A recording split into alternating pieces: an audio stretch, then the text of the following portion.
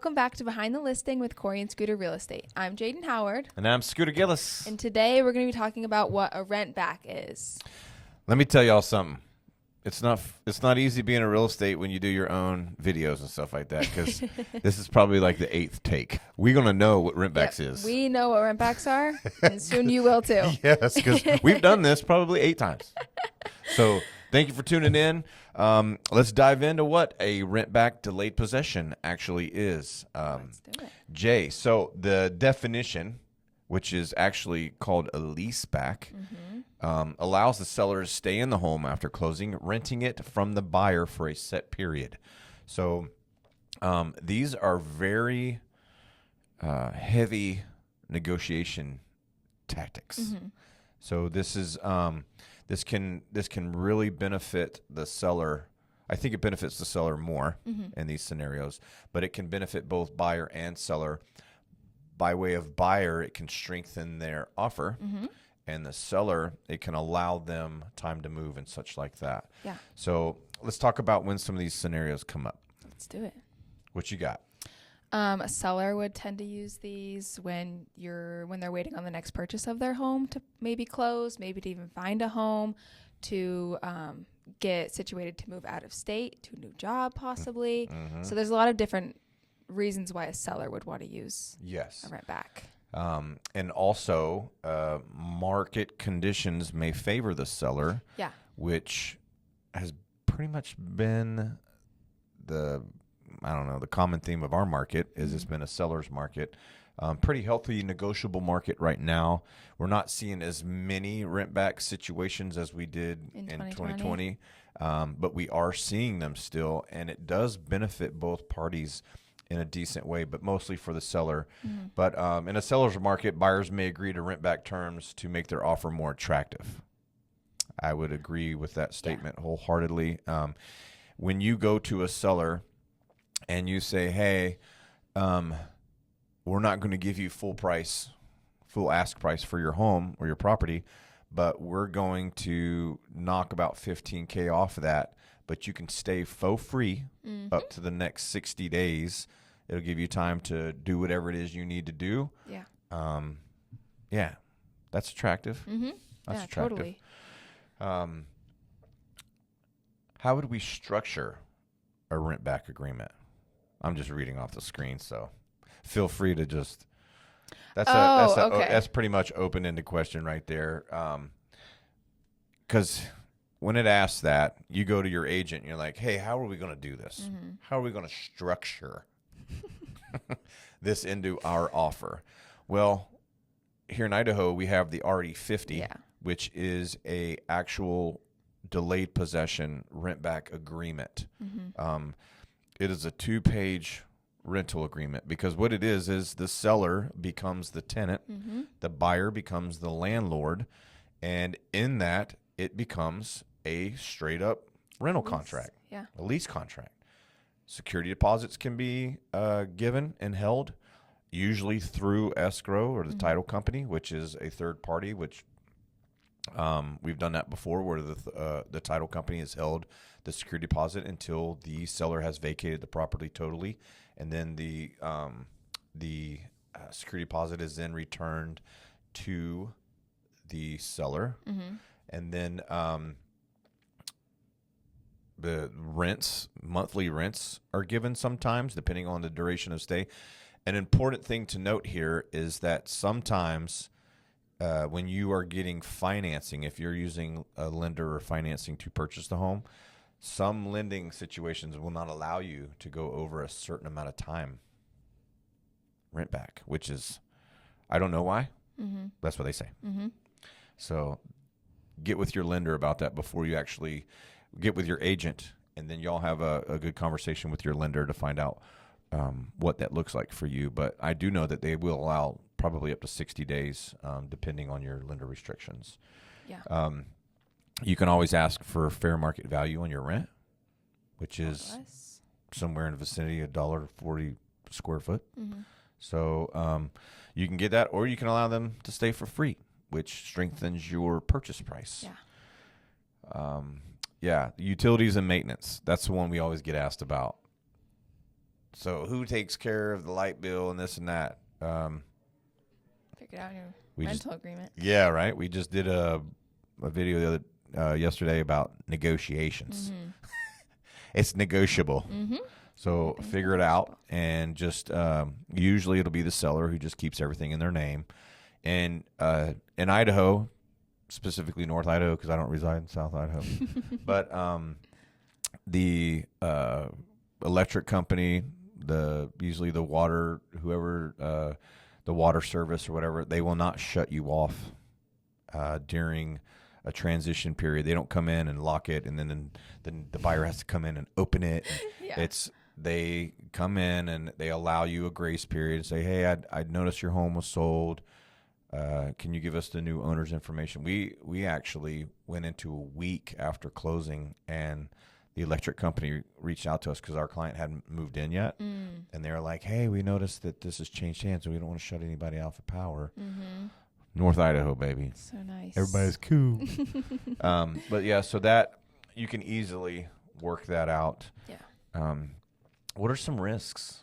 Some things to think about for both buyers and sellers. For buyers, making sure the seller vacates the property on time. That's a big one. Mm-hmm. Potential damage or just changing, like someone painting a wall or hanging up a picture they really like. Yes. They want to take down.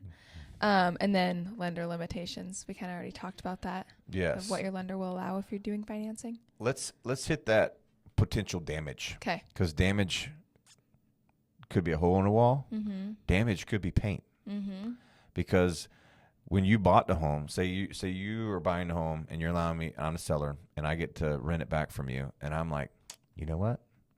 Let's get a wild hair after some, whatever you do at night to give you a wild hair, and you decide to paint a wall, or I decide to paint a wall pink. Be fine with me. In my house. I know you would like it. You can do pink.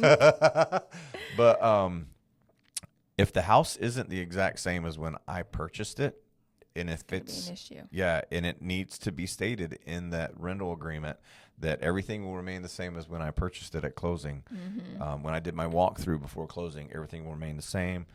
There will be no damage. There will be no paint. Don't do anything. No changes. Yeah. So in the event that does happen, you can step in and hold them liable, either keep the security deposit, what have you, whatever's in agreement. So that's one that you need to have a good conversation with your agent, with the sellers, to make sure what's going on there, what are their plans, this and that. So for sellers, risks, let's go over a couple options there. Obviously, you need to adhere to the terms. Mm-hmm. You get in trouble. You get in trouble. Cause and effect. Responsibility for property upkeep. So risk of overstaying and legal implications, that's a given. But responsibility for property upkeep. It's the biggest one. Yeah, I mean, you've been living in the house. Just keep doing what you're doing. Yeah, just keep doing what you're doing. Don't let things go. Yeah. Just treat everything like it says in the Bible. Yeah. Treat thy neighbor as thyself. Mm-hmm. Just do things right. Yeah. You're moving on. If you ain't got time, go pay one of the kids in the neighborhood $20 to mow the lawn. Don't let the lawn get overgrown. Mm-hmm. Don't let weeds start growing up in the bushes. Make sure the house looks just like it did when you left. Yeah. Or better. Yeah. So this is the one we've been waiting for, negotiation strategies. Yes. This is what, to me, is most important, and you can really dress your offer up with one of these, and it really can influence a seller when you come in, and you can level out the teeter-totter basically on, hey, yeah, we're coming in a little lower than what you're asking, but there's there's more. But wait, there's more. Yes. So for buyers, offer a rent back to make your offer more appealing. That's what we said. And for sellers, use a rent back as leverage to secure time to move while maximizing the sale price. I don't know if it's really going to maximize your sale price. I don't know if I really agree with that, but it is a win-win approach. Yeah. It really is, especially when you're selling for family move, for employment moving, downsizing. empty nesters, which we're seeing a lot of, downsizing to smaller properties, and they don't know where they're going to go. Yeah. Some folks just know they want to sell. Like we have a client right now. They know they want to sell. They're empty nesters. They have no idea what the next chapter looks like in their life. Yeah. So a delayed possession would look absolutely beautiful to them. And they've told us that they would actually pay to stay in the house for up to 6 months to try to figure out what they're going to do. Because this whole conversation revolves around the fact that the seller gets the check of their net proceeds from the sale of the house before they have to vacate the property. So just put yourself in that situation. Yeah, that'd be huge. Full pocketbook. Rent. You can go. Hire a moving company. Boom. Go purchase your next home. Yeah. Airplane ticket. Yes. All kind of things that will free up your ability to make a smooth transition. And if you got everything lined up already, and you're selling your home, and that doesn't worry about you, maybe the buyer needs. Yeah, maybe some they're time. stuck in a lease. Yes, that's a big one. Tell me about that one real quick. How that's a strong one, because what happens when you break a lease? Costs a lot of money. So it might be more cost effective to have the seller stay in the house, and while you finish out your lease, so you don't have to break it, because that can be thousands and thousands of dollars that you don't want to pay. So say the seller could stay in for 2 months and pay you $1,000 a month. Very cheap. Very, very cheap. On any home up here, $1,000 a month would be very cheap, but it would be something. Whereas the seller vacates, you have 2 months to move into the house. By day 45, you're starting to pay on your mortgage. Then you have your apartment rent that you have to pay for those 2 months. Yeah. And then if you break the lease to try to do that, you're looking at a minimum of probably $4,000 on anything up here. Yeah. Because they're going to keep your security deposit, or they're going to keep a lot of your security deposit, maybe. But there's going to be some sort of cancellation fee. Or maybe even make you pay the rest of your rent. Yes. The rest of your lease. And if that's the case, That would hurt. that's because what happens if you find the home you love and it's your 4 months into a 12-month lease, and to break it, you got to pay the remaining 6 months at $2,000? Do the math. It's rough. Not good. Rough. Yeah. Not good. So it's very beneficial, I think, to both parties to work this in and have a good conversation about it. So that's our take on good old rent back. And that's our 8th take on good old rent back. Yep. Man, yesterday was a Monday for show. But We persisted. we always appreciate you guys tuning in to us. We're going to be doing these educational videos. These are our lengthier videos during the week. So we appreciate your patience as we tend to better ourselves and educate you on what happens behind a listing, behind a real estate. Yeah, exactly. exactly that real estate transaction. So we always appreciate you guys taking the time to view these videos. And while we have these microphones in front of our face, I want to tell you that Jesus Christ loves you.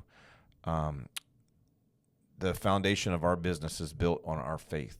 All three of us, Jaiden and Corey and myself, we get to pray with our clients. We get to pray over our business.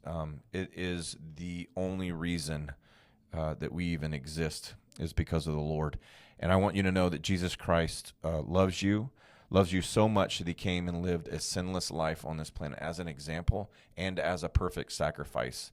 And then he died on a cross in a brutal death and rose 3 days after that, conquering death for us to have a relationship with God for all of eternity. That's real. That happened. And if real estate aside, if you would ever like to talk about that, or you're going through something, I'm telling you, Jesus loves you, and he'll love you through it. He has for me.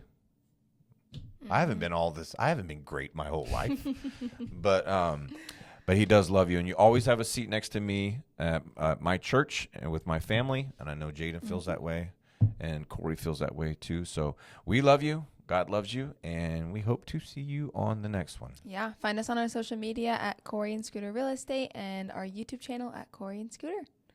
See you later. Bye-bye.